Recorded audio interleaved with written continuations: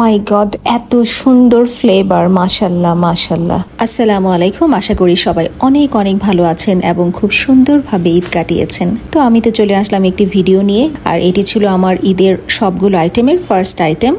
আমি ঈদে রান্না করেছিলাম চিকেন রোস্ট, গরুর মাংস, আর পাশাপাশি আরো কয়েকটা আইটেম ছিল এবং খুব সুন্দরভাবে একটি ডালা সাজিয়েছিলাম, আপনারা দেখতেই পেয়েছেন। তো আসলে আমি সবগুলো রান্নার ভিডিও করেছিলাম। ভিডিও বলতে আমি অনেক অনেক সকালবেলা উঠে গিয়েছিলাম আমার মায়ের মতো। আমার মা তো ঈদের দিন ঘুম থেকে সকালবেলা উঠবে তো দূরের কথা, দেখতাম যে রাত 3টা থেকে কিচেনে শুরু করেছে ঘুরঘুর। এবং মাঝে মাঝে আমরা রাগ হয়ে যেতাম যে কিচেন থেকে এত শব্দ আসছে, ঘুমাতে পারছি না, সকালবেলা সাজবো, মেকআপ করবো, চেহারা নষ্ট হয়ে যাবে। অনেক রাগ করতাম যে আম্মা এত সকালবেলা কেন উঠে যান।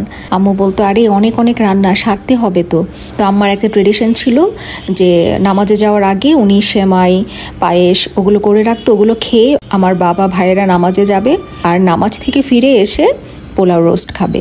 তো এটা আসলে এখনো মাথায় কাজ করে। আমি তো আর ভোর 3টায় উঠতে পারি না, আমি অনেক সকালে উঠে যাই, একটু একটু প্রিপারেশন নিতে থাকি। তো আমি 4 প্যাকেট চিকেন নিয়ে নিয়েছিলাম। এখানে প্রায় 4টা মুরগির সবকটি লেগ পিস আমি নিয়ে নিয়েছি, যে ঈদের দিন তৃপ্তি ভরে সবাই খাবে। খুব সুন্দরভাবে ধুয়ে তারপর সামান্য লবণ আর লেবু দিয়ে মাখিয়ে নিয়েছি। তারপর যেটা ভাবছিলাম, আপনারা দেখতেই পাচ্ছেন, আমি আসলে ঈদের দিন, এটাও আমার মায়ের ট্রেডিশন, মা চেষ্টা করতো যে সারা বছর যে নতুন জিনিসপত্রগুলো কিনেছে ওগুলো থেকে 1টা বা 2টা উনি ঈদের দিন রান্না করবে, ইউজ করবে।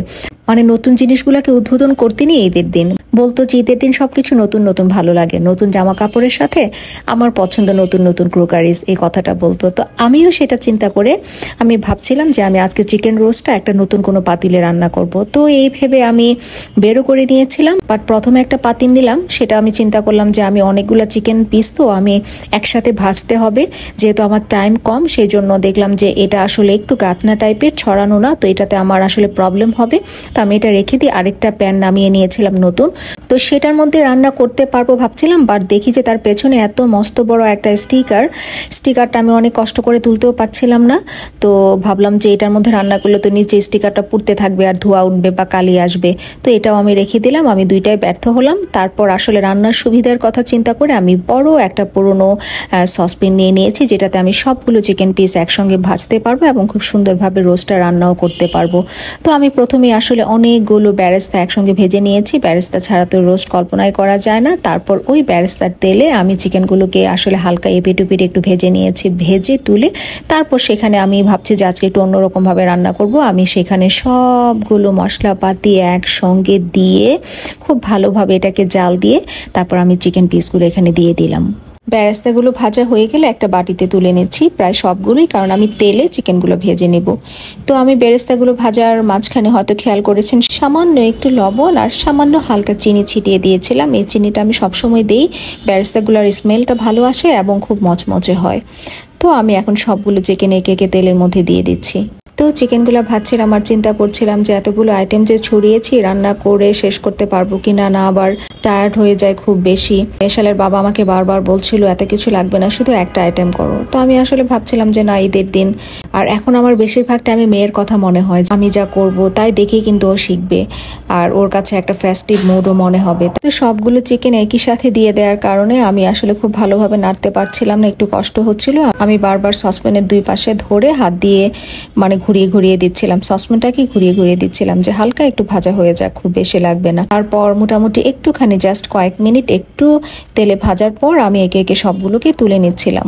আর পাশের চুলায় কিন্তু অলরেডি গরুর মাংসটা বসানো আছে। আমি চিকেনটা চুলায় বসানোর আগেই গরুর মাংসটাকে সব কিছু একসাথে মাখিয়ে চুলায় দিয়ে তারপর আমি চিকেন রোস্ট রান্না করতে এসেছি, কারণ আমি জানি গরুর মাংসটা অনেক অনেক সময় লাগবে, কারণ এটা আমি হালকা আঁচে বসিয়ে রাখবো, ধীরে ধীরে হতে থাকবে।